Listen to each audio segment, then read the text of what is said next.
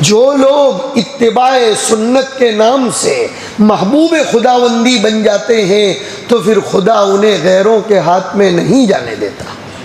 ये बुनियादी तरीक़ा है इर्तिदाद से बचाने का। शमाइल तिर्मिज़ी की तालीम करो और खुदारा दावत व तबलीग वालों को हाथ जोड़ कर कहता हूँ कि उलमा पर से लगाई जाने वाली पाबंदियों को अल्लाह के वास्ते हटाओ, वरना खुदा की कसम क़यामत के दिन तुम दावत वाले पकड़े जाओगे कि तुमने उलमा को भी ये कहा था कि फ़ज़ाइल की किताब के अलावा कोई तालीम नहीं होनी चाहिए। खुदारा अपने जहन को इस बात से बाज लाओ और उलमा को तफसीर करने दो, उलमा को हुजूर की सुन्नतें और सीरत पढ़ने दो, वरना क़यामत के दिन मैं पकड़ूंगा तुमको कि तुमने कुरान का पैगाम नहीं आम होने दिया। मैं अपने जज्बात कंट्रोल नहीं कर रहा हूँ, माफ़ी मांग चुका हूँ पहले। अल्लाह के वास्ते उम्मत को महदूद मत करो।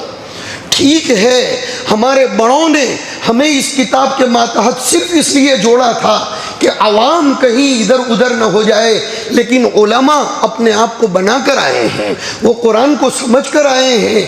इसलिए मेरे भाइयों, शाह वलीउल्लाह ने एक तरकीब बताई है इर्तिदाद को ख़त्म करने की।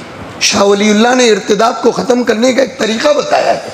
वो मैं क्यों भूलूँ, उसको ज़रूर जिक्र करूँगा ताकि शाह वलीउल्लाह क़यामत के दिन वो मुझको अपने करीब बुलाएं और शाह वलीउल्लाह की निस्बतें मुझको हासिल अभी ज़िंदगी में हो जाएं तो मेरी मसनद दर्स को भी कुछ रौनक मिल जाए। शाह वलीउल्लाह ने लिखा, उनके ज़माने में फ़ारसी चलता था। फरमाया कि मकातिब में फ़ारसी को बहैसियत ज़बान पढ़ा लिए जाने के बाद रोज़ाना बच्चों को कुरान करीम के तर्जमे को उनके कान में डाल दिया करो, ताकि पूरा कुरान उनके कान में चला जाएगा तो ये उम्मत इर्तिदाद से बच जाएगी। हमने अपने एक शागिर्द के पास ये काम करवाया कि उसके पास तकरीबन 250-300 छोटी छोटी आयतों का इंतखाब करवाया।